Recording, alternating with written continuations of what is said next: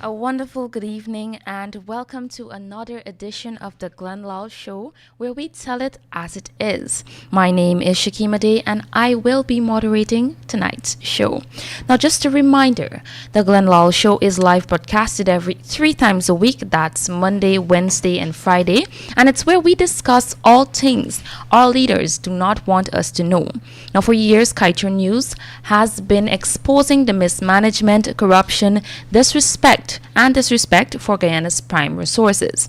Now we know that it may be difficult to understand what we here at Kaieteur News write in our news articles. So this is where Mr. Lall, as well as the panel, joins to discuss these topics in a very simple term so that you can fully understand what is going on in your country. Now Kiana Wilburg, senior journalist here at Kaieteur News, will be joining us a bit later, but in the meantime, we have the man of the hour, Mr. Lall, publisher of Kaieteur News. But before I hand you over to Mr. Lall, let me just remind you that you can call us on 226-7453, or you can WhatsApp us or send us a text message on 6222 with your questions and your comments. And for those who can't call us or text us, you can join us on Kaieteur Radio's Facebook page where the program is being live streamed. You are free to shoot us a comment and a question. Whatever you want to know, whatever we can answer for you, whatever comments, questions you want to ask, feel free to do so. Now, over to you, Mr. Lall. Give us your opening remarks and an idea of what our listeners can expect to hear from you this evening. Thank you, Shikema. I think I have 2-3 beautiful stories to let you guys know in simple languages about what is happening and what is taking place in our land. Shikema, you're a wicked girl. Why did you say that? Yes, you put powder on my face, and I told you that's a secret between me and you. I only hope Guyana is not hearing this. That's okay. I'm seeing the powder on my eyes, through my eyes, on my face. But you still look you look very beautiful tonight, Mr. Lall. Thank you. But I didn't want Guyana. This is a secret between me and you. I always like to begin with a quote. And this quote seems to be regurgitating in my mind all the time. I can't seem to get it off my back, off my mind. And it says, corruption is like disease. Eats away at the foundation of people's faith in governments. Undermines the security and stability of nations. That is such a deep Yes, quote. it is. And the meaning is so in-depth that it pierces my heart sometimes. Good evening, Guyana. People have to stop telling me I am passionate and that I sound upset whenever I speak on the radio. Let me say it this, guys. I get upset because of the things I hear and the things I see every day in this country. This morning, I passed by Providence Stadium and see people lining up like if something give away for free. The whole road was in chaos and confusion. People lining up for get a 2x2 house lot, which them have to walk with their money to pay. When foreigners can walk in a minister office and in less than an hour, them get thousands of acres of our lands for free to build hotels, housing, factories, service centers, and so on.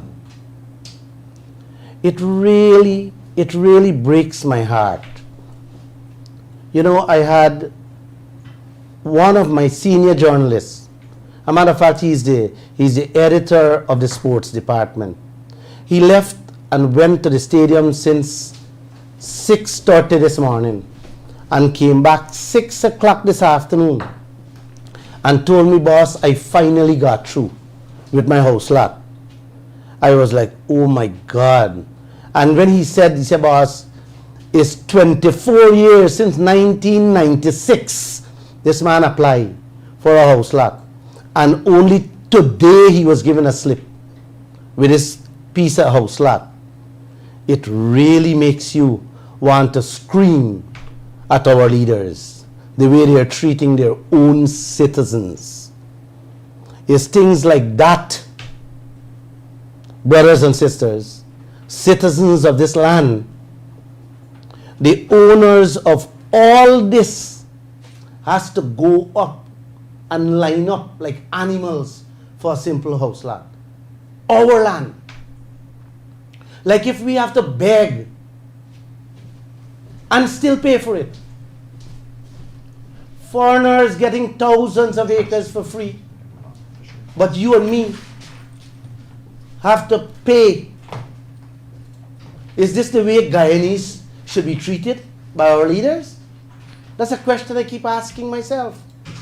You tell me, is sheer tricks and deceit and connivingness going on in this land every day? Guyana seems to be everybody's iPass for years. Years.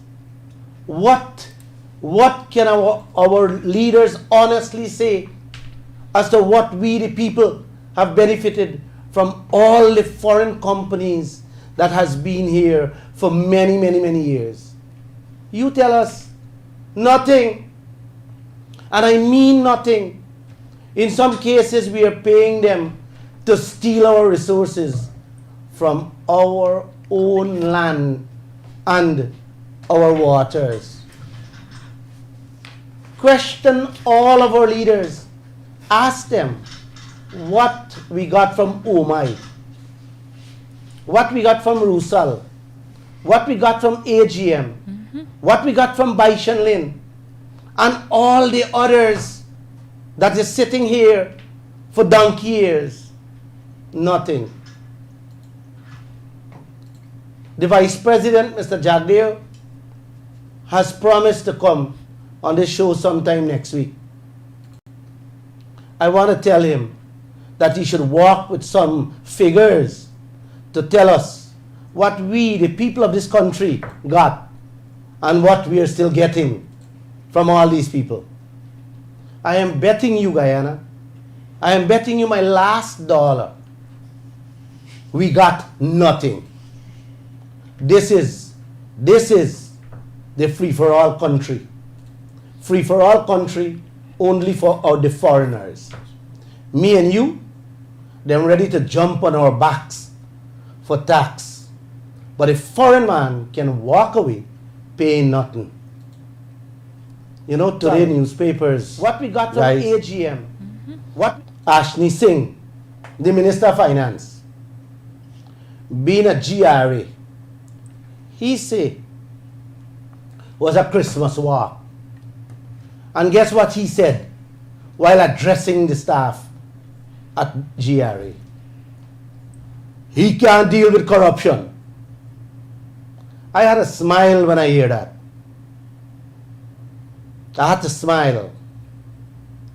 He said, the coming into existence of the oil and gas sector does not mean that revenue collection from other sectors will not matter. You hear that?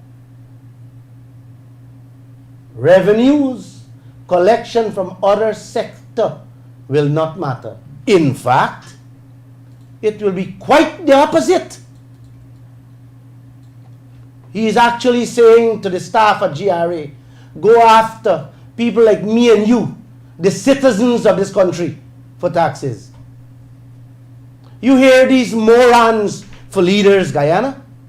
Yes, coming after me and you for taxes, while he and his cabal allowing the oil companies and all these foreign companies in our gold or bauxite or timber and everyone else and their affiliates to walk away without paying a cent taxes in this country.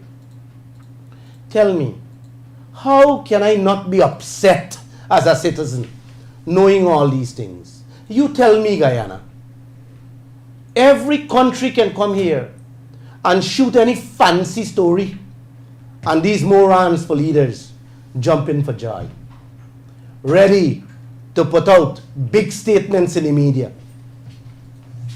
The things they have been saying for the last few years.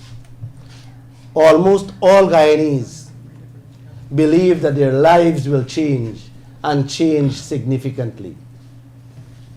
I talk to people on the streets, and like all of them have hopes, high hopes, after listening to our leaders about all this development and fanciness they're talking about. And these are the things that gets me even more upset and angry. Let me share an example. Dubai, the oil-rich nation, said a few days ago, them see sweetness in Guyana sugar, and ready to send a technical team to analyze our sugar estate, signaling strong interest to invest. Wow, Guyana, you should jump for joy. That was a big headline on the front page of the newspaper. When I saw it, I had to laugh. Almost every day that goes by, I would tell my staff, I wish some of our leaders had a business or had grown up in a little home in which them had a little cake shop, so them could have learned a thing or two in the business field.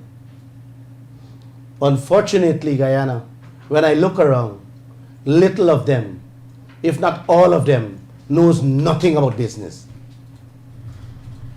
And they are running our country.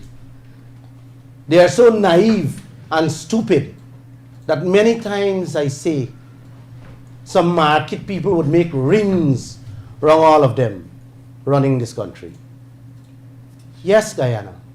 Yes, some market people, they're very smart. Street sellers are very smart people. I have tremendous regard and respect for them. The decisions our leaders make with our resources each day that goes by, Guyana, makes me, without any degree in business, and without even going to high school, into a super businessman. You know, let me tell you guys a little of myself. No camera. I grew up on an island called Wakenham in the Essequibo. I went to a primary school up to Form 3.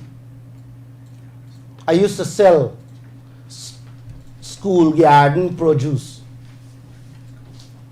since I was 11 years old.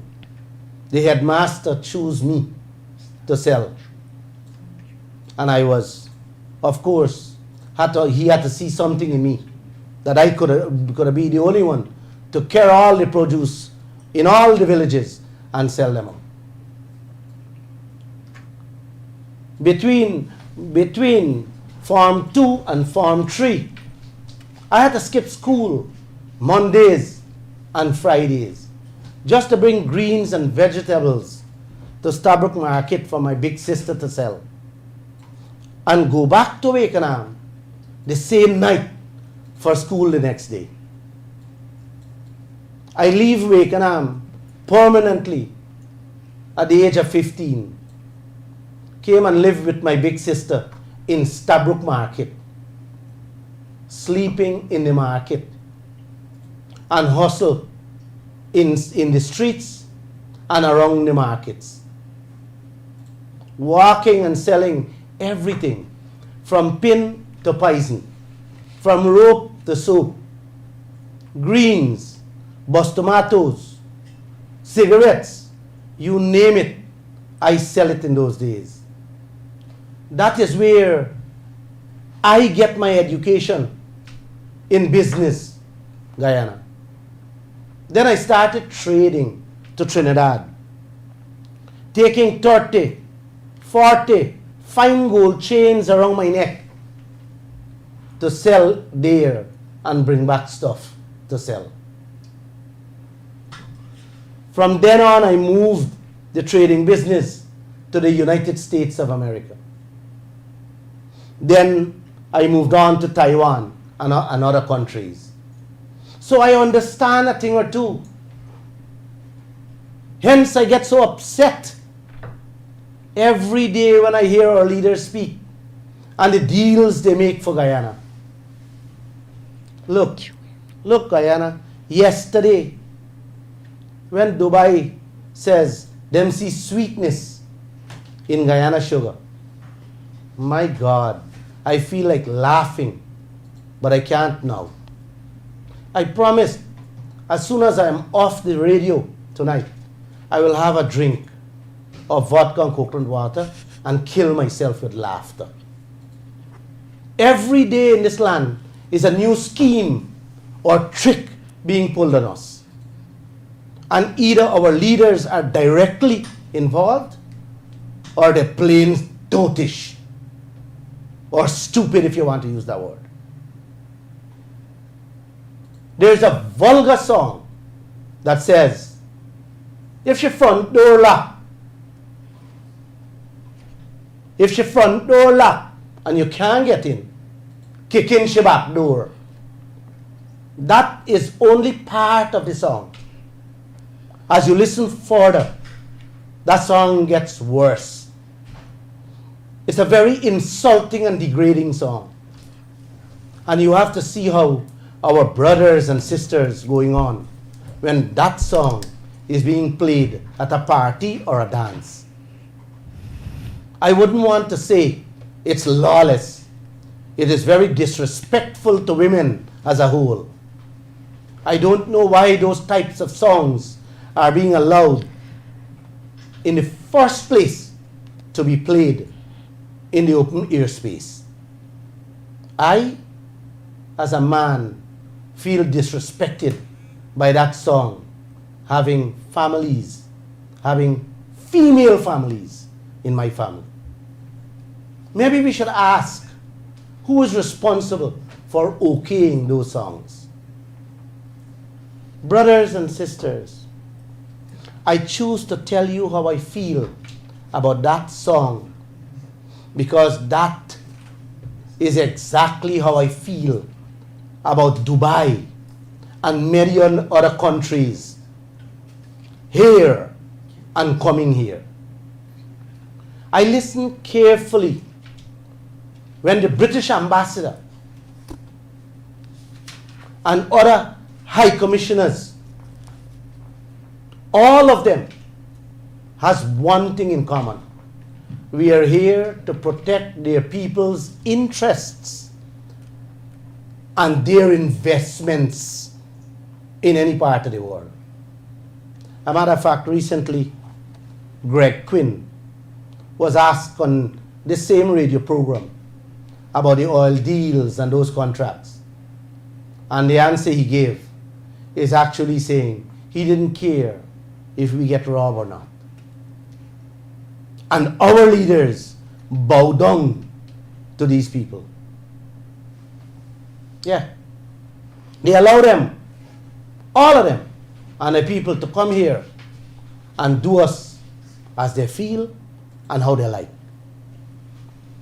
Let me go back to Dubai. That plan what Dubai and other leaders have schemed out there with our sweet sugar sounds like that song. Guyana, if you can't open the front door for me, then me go kick in the back door. You guys really believe that them want to come here for we sugar? No. They come here for your oil wealth, using that as a sweetener for us. So our government will jump up and give them our land for free so they can turn around and use it to carry out their real business. We will be around and all will see the end game. sugar. Sugar is oil. It's oil brought them here. Yes, the free oil, Guyana. They're just using that tactic to come through the back door for we oil, telling us how we have the sweetest sugar. You know, when I listen to these things, it makes me wonder what else we will hear from other nations who is also eyeing Guyana and our wealth. What else do we have that has suddenly become the sweetest, guys? What else? I just have to laugh when I read these tricks they're pulling on our leaders. And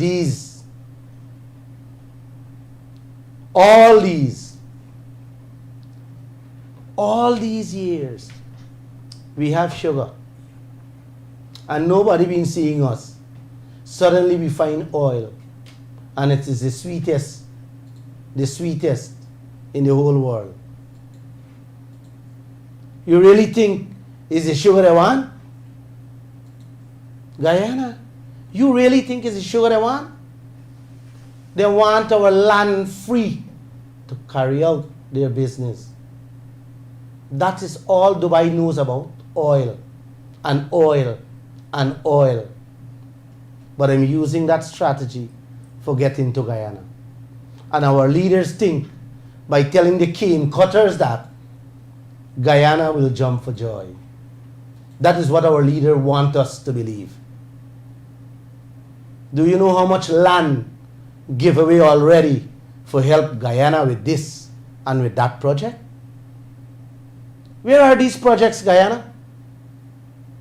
Then give away a foreign group 700 acres in Wales on the West Bank of Demerara 2 years ago for free.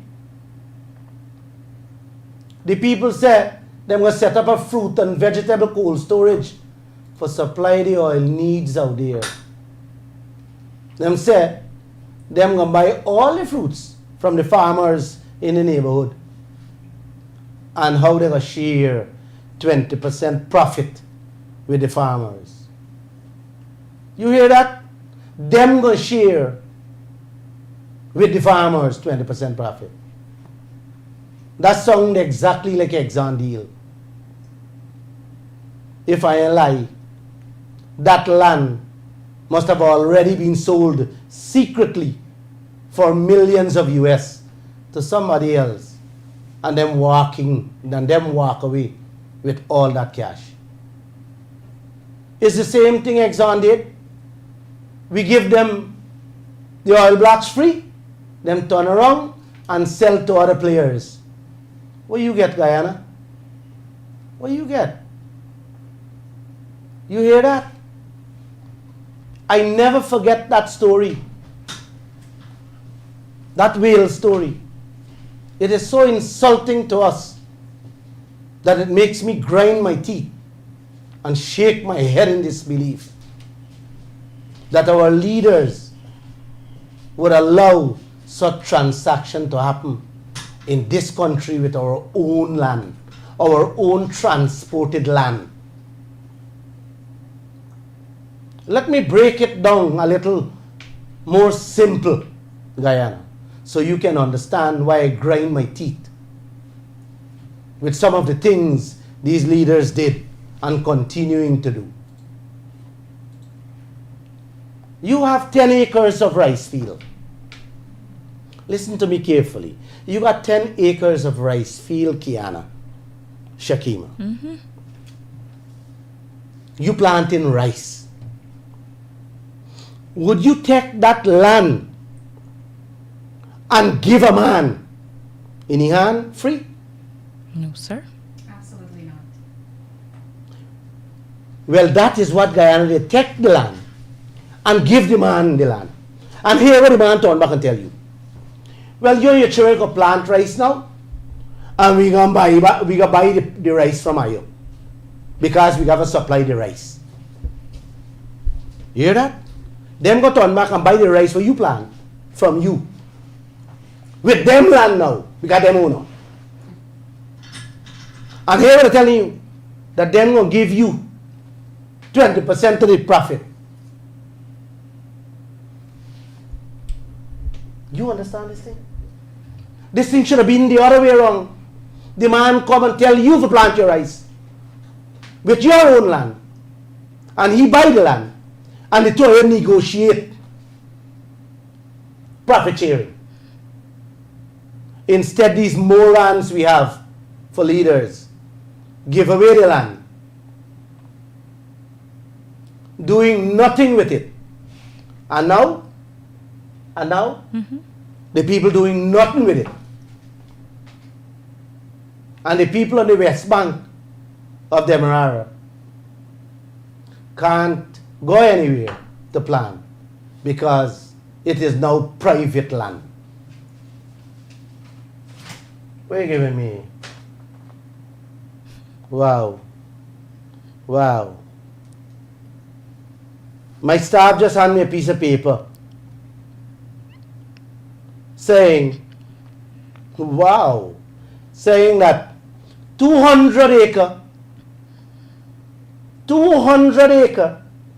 of that same land out of the 700 land on the West Bank was leased out to an Ogle hotel developer. Wow. Oh my God. You see what I say? Them done lease out 200 out of the 500, out of the 700 acre that was given free. Them done sell out 200 acre and collect fat money. Wow. Wow. Where our farmers will go now? What would they do? How much money it was sold for? And who get it? Oh my God. Wow. This is not I pass Guyana. This is beyond I pass now. Them who just collect this land for free, I am told with a piece of paper here by my colleague that they don't sell 200 acre. Wow. You see what I mean, Guyana? Them coming with all kind of fancy and sophisticated language so that we can feel good and sign away we land for free. Where have I been all this time? Not a single soul wanted to hear about Guyana. You hear this, Guyana? Where all these people been all this time? None of them wanted to see Guyana. Matter of fact, I am blessed to have traveled around a bit, and I passed through Dubai and many other nations. And when people ask me where I'm from, no one ever heard when I tell them my country. They never hear about Guyana. In some parts of the world where I went and I talk about Guyana, they believe that I'm talking about Ghana instead. All of a sudden, this oil discovery make the whole world know about this tiny nation. India is a few hours from Dubai. India is one of the largest producers of sugar and the cheapest. Them ain't go in there. They ain't oil. They come in here because they get in oil free. Think about that, brothers and sisters. Listen, this other fly-by-night investment. The airline industry. We barely survive with Caribbean airlines all our lives. If Trinidad had bypassed us or stopped flying to Guyana, we all would have had to swim the waters to get out of this country. They were our savior We went and begged around the world to have another airline here. What we get? What we get, Guyana? Not even a crapo came to lend a helping hand. You know why? You know why, guys? There was no money here to sustain another airline. I remember how that same Vice President, Bara Jagdeo, went around the world begging airlines to come. And he never even got a flap hat to come to this country. What he and the rest of our politicians need to understand is that nobody will invest where there is no money to be made. Nobody invests where they can't make money, guys. See how much of them want to come now. You see how much of them want to come now? Yes, the money is here, not the people. The people been here all the time. Is the money is here, not us. The oil, they come here for people. When I heard how many places, how many planes, and where they're coming from, I began asking questions. How these people will make money? It's only when I saw the ticket price, I really understand what's going on, the game plan that they have. I thought that our leaders could have, should have, must have used opportunities like these to rake in some real cash. Instead, our leaders allowed all of them to come here, giving us debts and taking away hundreds of millions of American dollars. This is what our leaders are proud of. Lots of airlines coming to Guyana. These morons feel good about that. They're missing the bigger picture of how they are just here to clean up Guyana. I think you should get a pen and paper. You may need to do the maths yourself, because, like I said, I didn't went to school too far, and I ain't so bright. But I know me thing. I've been running this newspaper business for 27 years. So by now you have to know that I know my thing. Every plane that landed here, guys, guess what Guyana get? $300 US. They call it landing fees. And maybe another 100 for we boys to empty the plane. That is what Guyana collects, guys. $400 every plane load that come to Guyana, or every plane that land in this country, which is equivalent to 80,000 Guyana dollars. That is going to make Guyana rich. Rich like Dubai. You hear that, Kiana?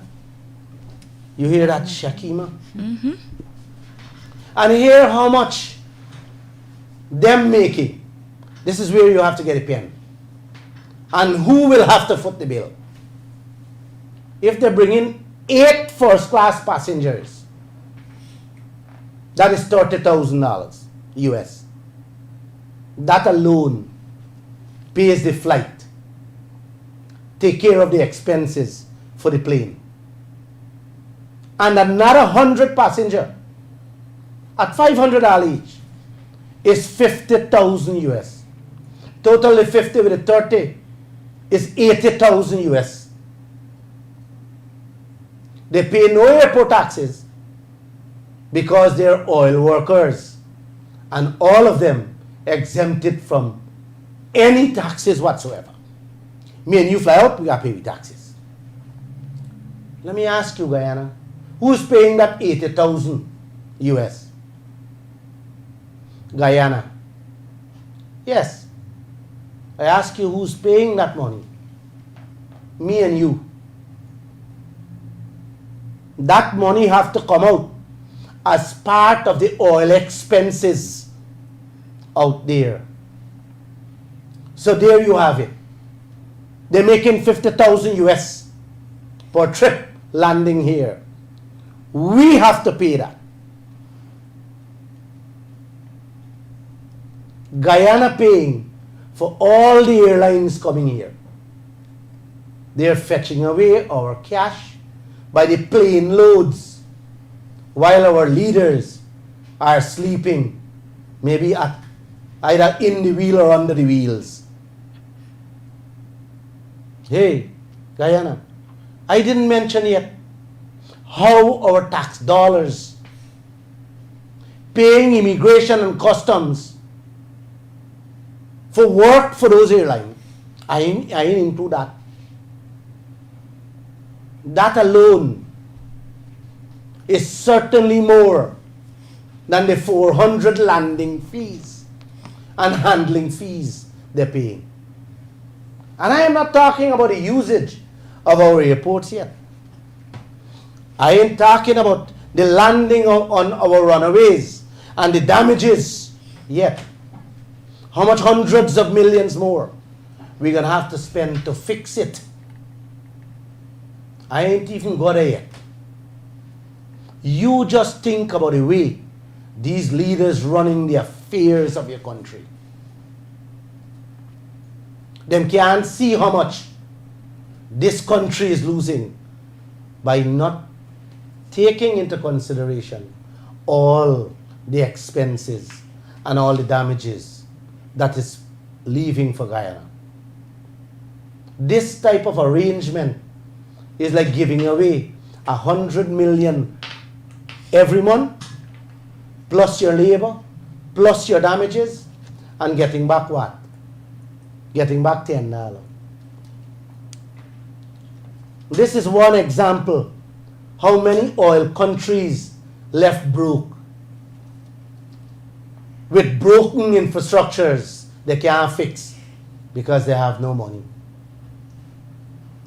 and left still owing oil companies who've been in their countries. This is who we have for leaders, Guyana. Penny wise and not a pound foolish, but a ton dotish. Old people always say, and I always like to listen to old people. They say ungratefulness is not your mati.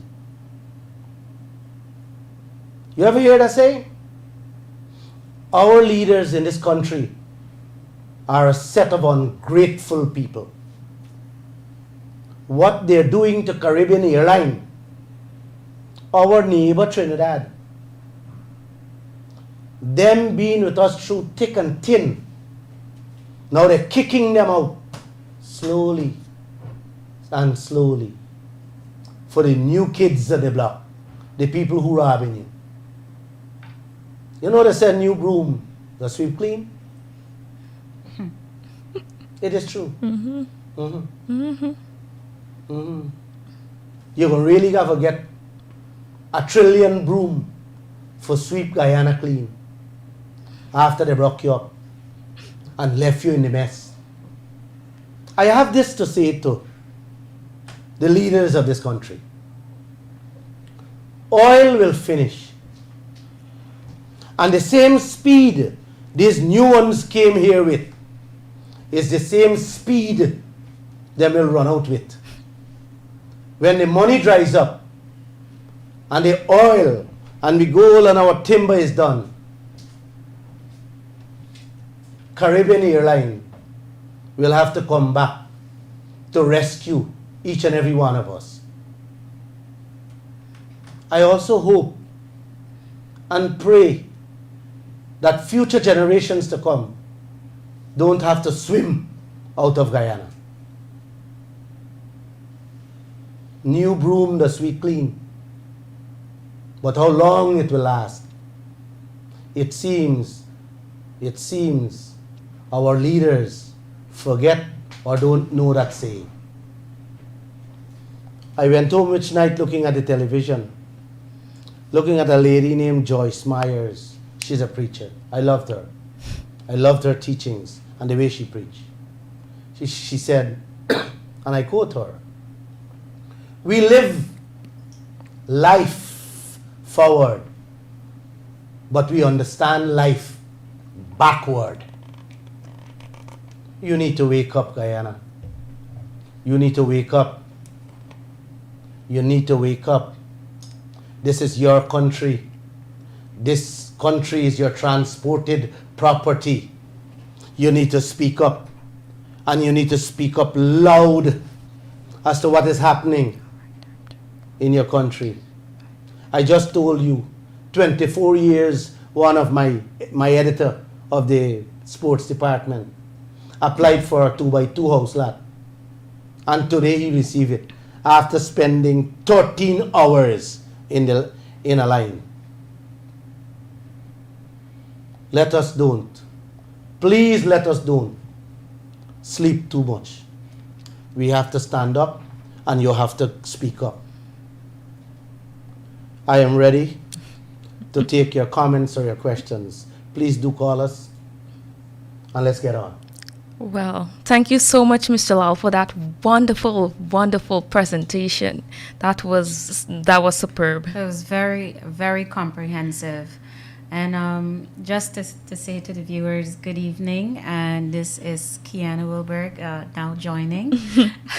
I actually made sure that I cut short an interview that I was doing with an oil and gas contact of mine so that I can be here and participate in the Lall show. And I'm really happy that I came because there are a number of things that are coming out here that's also that was also part of the discussion that I had, and I wanted to just touch on one. So Mr. Lall, you mentioned about the costs that Guyana would be saddled with regard to the airlines, the tickets, the fact that we would have to stand these costs. I remember not so long ago we had a consultant advising us.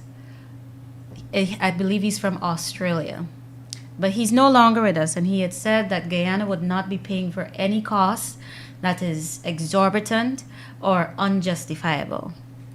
So my contact that I was speaking with made it clear to me that Guyana has no right where that is concerned because we fail to put in place any cost recovery rules, and we have no protection in the contract which allows us to say that you cannot recover costs that are exorbitant or unjustifiable.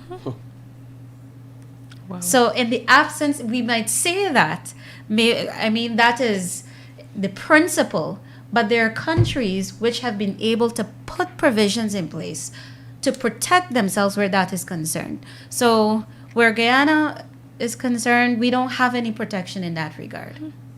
That's just one of the many things that came out during the interview. What you're saying there, Kiana, what you're saying there, we known that a long time, and you would have written it, or someone of them would have written about it.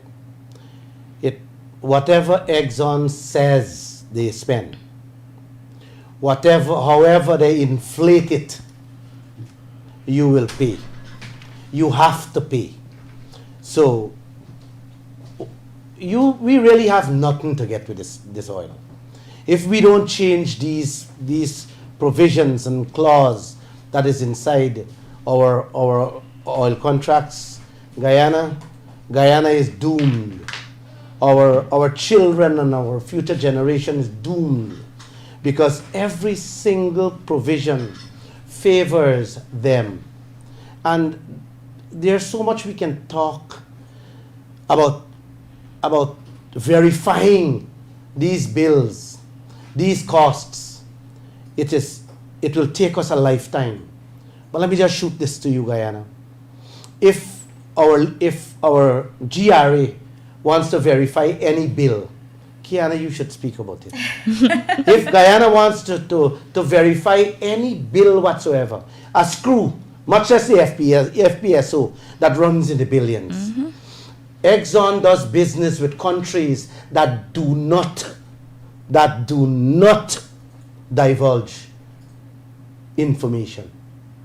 So if they hand you a bill for a screw, a simple screw that you can pick up in any one of our hardware store for $10, and them hand us a bill for $10 million US, you have to pay that bill.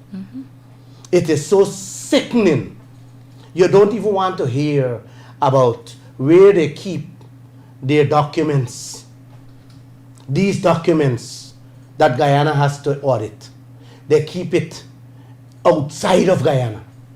Kiana. And to add to that, to Mr. Lall, Kiana. not only do they keep it outside of Guyana, Guyana agreed that we will not go after it. Yes.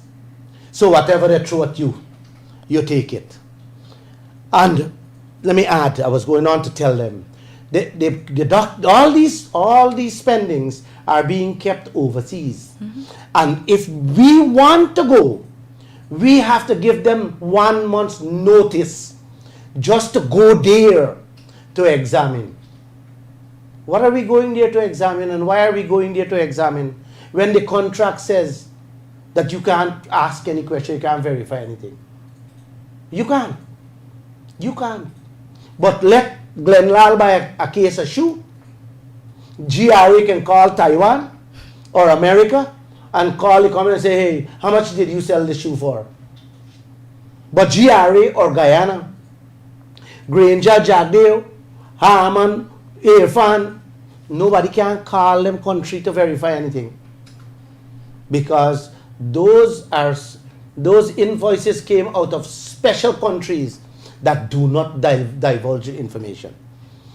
Guyana try calling one of them, and they tell you plain, no, you have to go and ask their clients. They didn't do business with us. You understand? So how on earth a government, leaders like Bara Jagdeo and Ashni Singh and Winston Jordan, they call these people economists. How on earth you guys signing such a contract? You see, I told you guys that this is a free-for-all country, Guyana. Think about that. Why would they sign such a contract? You think they care about me and you? No. Why would they sign and give away all these lands? You think they give it away for free? I really don't believe so, Guyana. Just read through the line. And Mr. Lall, is actually a comment on the Facebook Live. Someone is saying that these leaders need to be prosecuted because it's very upsetting and quite frankly embarrassing what sort of contract they signed on to. I totally agree with him, and I will probably go a little further. They're not supposed to be prosecuted alone. You find them guilty, you should jail them for life. For life. This is why we must demand an international investigation into what is going on with our wealth people. People, you need to understand, you need to know, we need to understand where and whose hands our transported property landing, how it landed there, why it landed there, what was paid, how it was paid, who collected what. That's what we need to know. And I will be sitting on this until I die. It will not come off my lips. So I am putting all these politicians on guard. I will never keep my mouth shut as long as I am alive about these deals that is happening in this country. I have to see that the Guyanese people, every single one of us, get a fair share of what belongs to us. All right, so it is now 13 minutes after the 8 o'clock hour, and we will take a quick commercial break and be right back on the Glenn Lall Show. We will take your questions and a few comments on the Facebook Live, and you can also, just a reminder that you can also send us a text on 6222222. Send us your texts, your comments, whatever questions you want, and we will try to answer them. So do stay tuned.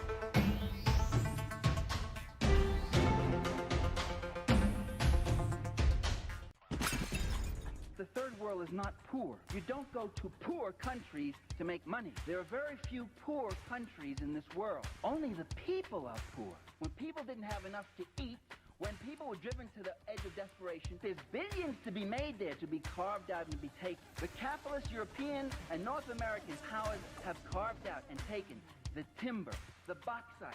They have taken out of these countries. These countries are not underdeveloped. They're overexploited. They're overexploited. They're overexploited. Welcome back to the Glenn Lall Show on Kaieteur Radio, and thank you so much for staying tuned. Now, before we ventured on our short commercial break, Mr. Lall had a very fruitful presentation, a very comprehensive presentation about all that is going on in our country with regards to our oil and gas sector.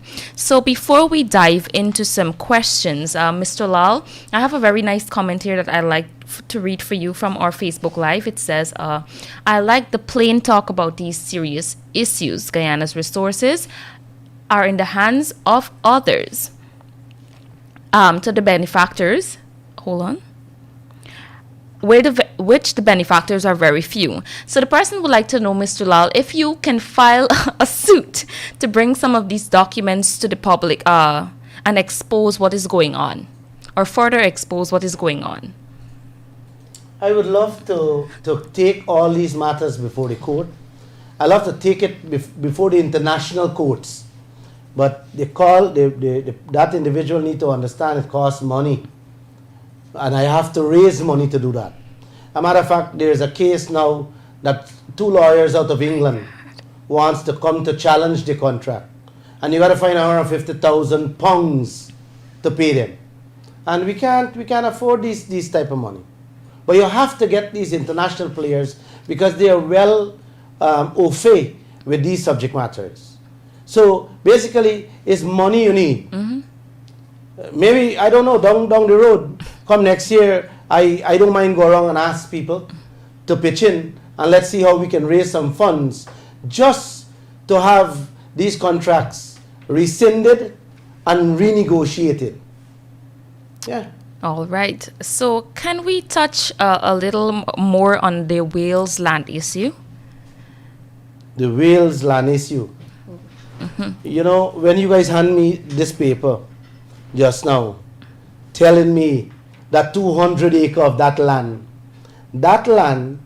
that was given to them, and to allow the people of Wales estate to plan, sell out, it left me speechless. Because my question is that where these people will go and plant now? Mr. Harmon, you there? Mr. Granger, are you there? Mr. Trotman, Mr. Ramchatan? This 700 acre was given under the coalition administration. Hence, I'm calling out you people names. Where these people will go and plant? Where? Whose hands this land gone into? And let me ask you, where their children will go from here? Their children who would be depending on a livelihood. How, explain to this. Explain this to us, man. Explain to the people of this nation. And guess what? That is news to me. So it means that had to be done secretly. So I don't know what is happening in this land. I really don't know what is happening in this land. All right. Moving on, we have another question from Facebook, from the Facebook Live. Someone would like to know what the government is doing for public servants. The comment says they are selling out the lands and the public servants are living in rented houses. I'm ashamed and very furious at the current situation. What do you say to that? I am just as ashamed as that individual. I am so saddened as to where, the way they're going on. They may very well come and move us out from our own home in which we live. Don't be surprised that we will reach that stage, because it's every single thing that they're grabbing up. Oh my already come back. And you guys remember what Oh my did to us. Mm-hmm. All right, so we have a lot of questions coming in, and this is a very interesting question for you, and both you and Kiana, Mr. Lall. Someone would like to know who takes care of the massive house rent payments that ExxonMobil executive or employees are offering for living quarters. That's a beautiful question. The same way how Guyana has to pay those airlines to bring them here, and that becomes an expense. Every building they rent in this country, every housing they rent, every land space, every wharves, everything they rent, the money they pay comes out as expenses from our oil. If they rent a house for $2,000 US a month, let's say they rent my house for $2,000 US a month, they can bill Guyana $7,000 US per month for my house, because they don't have to say in details where is the house, who house, and what.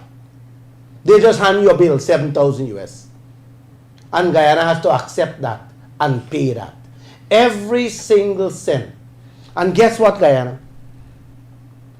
The money they spend out there, they went and borrowed that money. So we just do not have to pay back that money. We have to pay the interest on that money that was borrowed too. Mm-hmm. All right. So this question, I know you will love this question. Someone would like to know from the Facebook Live, what is Guyana going to do with all these new hotels that are being erected? Who are really the beneficial the persons who will be benefiting from these projects? I spoke about that a few weeks ago, and I said this: the hotels, the land that it's sitting on, we don't know who are the prime owners of them. 1. 2, the hotels that is building there is building specifically to accommodate oil people. And that the owners, whatever money they collect, whatever money they make on the hotels, on each hotels, that profit is tax-free. That money goes back to their accounts wherever it is. And guess who pays all that bill? It comes out of oil expenses. Guyana has to pay. So everything you could think about, every million or billions of US dollars they spend, once it is affiliated with oil industry, it is our bill to pay. Me and you have to foot the bill. And hear me clearly. I said it earlier. If we can't foot the bill now and the oil done, we still owe the oil companies, like right. many other oil companies around this world. There are several other oil companies that find themselves in this exact dilemma that I'm talking about. Kiana, you name them? Yes, just recently, Nigeria was able to settle over 200 million US. They still have a fair bit to go in costs that they owe ExxonMobil for projects that they would have spent a lot of money on. Wow. You hear that, Guyana? Nigeria still owe hundreds of millions to Exxon. And Exxon being there. So, what did they get? The question you got to ask is, what did they get and where did the money go? For me, they didn't get much. But you still owe them. And our leaders, these morons for leaders, is telling you how much money will be coming here. All that foreign development that you're looking at, after our oil is done, just like Trinidad, Trinidad is faced in the downwards position. Trinidad will become just like Guyana, where it was 30 years ago. When I used to go there and trade and bring foodstuff here, they will end up coming here for foodstuff. And after our oil is done, we will be heading back to where we were 30 years ago. That's what I want you guys to understand, Guyana. This is not a today, tomorrow business. But our leaders, their mentality is of such that they're only thinking of today. They cannot see beyond tomorrow. They're thinking about what we can cook today. They're living on a day-to-day basis. And that's how they intend to run this country. Well, I want to tell all of you, all of the leaders out there, that's not how you guys gonna run this country. It has to change. It will change. It must change. And if I have to rally the people of this country, I will. But just to include there, Mr. Lall, Nigeria now owes 917 million in costs to Shell, and it owes 1.7 billion dollars to ExxonMobil. Wow. Yeah. And they're trying to clear this bill since 2010. 10 years ago, they're trying to break it. Long after, the same thing will happen in Guyana. Long after, 10, 20 years after, Guyana will still be in that same position, trying to settle, not 900 million, in the billions of US dollar bills with these people. What they already set about throwing to us. They already threw 20 billion. 20 billion. And I am fearless, I could tell you this. Out of that 19 or 20 billion they said, they spend on Lisa 1, Lisa 2, and Lisa 3, which is Payara. In my heart, I believe as a businessman, they did not spend 5 billion US dollars. So 15 billion, they already pocketed and throw that bill on us, to which we are paying interest on the money. All right, Mr. Lall, as we come down to the last few minutes of the program, I have two more questions before I ask you for closing remarks. The first one, Guyana is nearing its first year as an oil-producing state. Now, what from your observations has it been able to get right, and what should it improve on as soon as possible? What we should get right? What we should get right? I am actually shouting at the top of my voice. We have to change every single provision in those contracts. We have to get back those oil blocks that Ramutar and Robert Prasad and Trotman gave away out there. We have to demand it. We have to take them back. If we have to march and go and take it back, we have to do that, Guyana. They're worth billions and we are not getting anything. I don't even want to get down into... You know, for the past weeks, we have been talking about only Exxon and the Stabroek block. We didn't even move on to the other contracts of the other oil blocks, those that they gave away. let me give you a tidbits of it now. It is 10 times worse. You hear what I'm saying, Guyana? Those oil blocks, contract and deals is 10 times worse than ExxonMobil contract. So when you hear I talk about ExxonMobil contract, demand renegotiation, and demand a better share, we don't have to demand anything from Kaieteur and Kanji and Ondo. We have to take them back because you have plain nothing to get there. We will talk down the road. It is too much to talk one time. I don't want to fill your head with too much. It sometimes when we have our discussions or editorial meetings, some of us, our heads want to explode with the amount of things. Kiana told me which afternoon, boss, I believe I will explode. I said, no, you're not. Take a break. Take a break. The information and the criminality in these things, in these contracts, it is so much. If you guys know a little bit of it, you would want to commit suicide. Yes.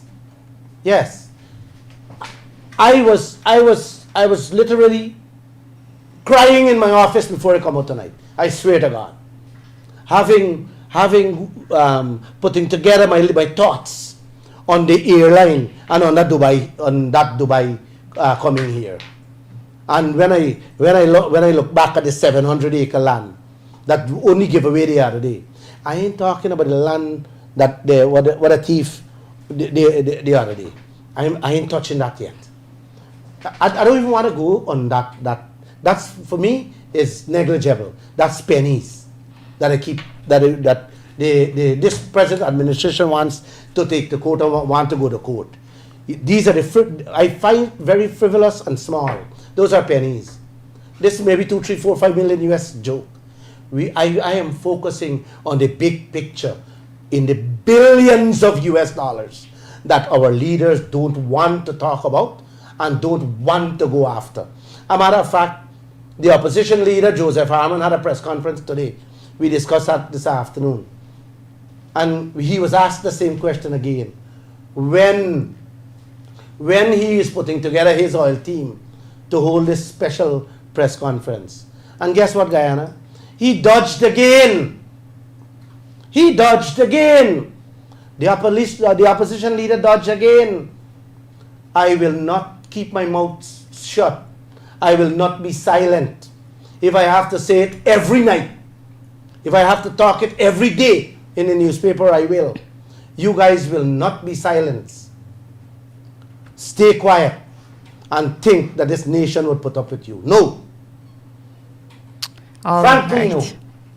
no. There we go. So, Mr. Lall, the last question and the most common question on the Facebook Live. We all know that the Vice President, Mr. Barjak Deer, was scheduled to come on Kaieteur Radio and answer some questions about Guyana's oil and gas sector. But he did not, and the country wants to know why. Can you answer? Well, he called around 3:30 yesterday. He called me directly and says, Glenn, I can't make it. I have a very important meeting to attend and to deal with some serious issues. If he can come next week. I tried begging him to come just for half an hour to let's chat. Let's get the ball rolling. But he said, Glenn, no man, I really can't come. But I promise that I'll be here next week. And I promise to be here next week. And I also promise to advertise it, the day in which he will come, so we can have some frank discussion. He will come. He said he will come. Okay. And he has to come because there are so many things in the open that Guyana needs to know about. The nation needs to know. You understand? And I don't only want him. I want all the players to come. They need to come and face the nation and say, man, listen. Even if they make mistakes, they need to come and say they make mistakes. Mm-hmm. You understand? But we want to hear from them that if they say they make mistakes, then how can we correct it? I want to hear from them if they're satisfied with the deal, then tell the nation that you're satisfied with with all the deals, and let us hear why you satisfied with the deals. That's my concern, and I really want to know that. So I am begging them to come on the show next week. Come on. Don't shy away. Keep in secret or stay in the background will not help you. It will not help you. You need to come out and let's have frank discussions on it, man. All right. So at this point of the program, we will open for closing statements. You go ahead, Mr. Lall. You want me? Yes. All right. I am saddened to say this, but I just want to tell you guys that tonight is my last show for this year. With the exception, if Mr. Jagdeo or the opposition wants to come, I'll be there. You know, it's a joyful season. And I want to have a good time throughout it. And I'm sure you also want to have a great time. The type of information I share here with you, I am certain you get upset and feel sad, just like I do. So, it's a peaceful time. It's this time of the year in which we should enjoy. So let's all enjoy it. Mm-hmm. And I'll be back by God's grace. Mm-hmm. First thing next early in the new year. Yes, sir. Just do have a Merry Christmas and pray. Pray for an oil-rich new year. God bless you, Guyana. There we go. So, Mr. Kiana Wilburg, closing statements. Well, it's really hard to come after Mr. Glenn. It's very hard to beat that, right? But what I'll say is, Mr. Lall, I think that you've embarked on an exceptional initiative here. It's unique, and I know that you have enticed Guyana with this really pragmatic approach, breaking down some of the complex issues in the oil and gas industry, because it's going to be with us for some time, and we can only do our part to ensure that the nation truly understands that this wealth belongs to them, and we empower them with the knowledge of what the leaders are doing and what they should be doing. And with that said, Mr. Lall, I hope that you have a wonderful Christmas. I know that we'll have our nice party here, Kaieteur News. So definitely. Yeah. So to our viewers, I hope that you've been enjoying the Glenn Lall Show. Tell it like it is. And what I can say to you is that there's so much more disclosures to come. Oh, a trillions more of disclosure. Well, with that being said, that has brought us to the end of the Glenn Lall Show. I'd like to thank every single person who tuned in, who commented, who texted, who called, and sent their questions and their comments. We appreciate your input. Look forward to 2021. We will be bigger and better, and we will be here to break down Guyana's oil and gas sector so you will understand what is going on with your country and your wealth. Merry Christmas and a Happy New Year, and good evening. Merry Christmas.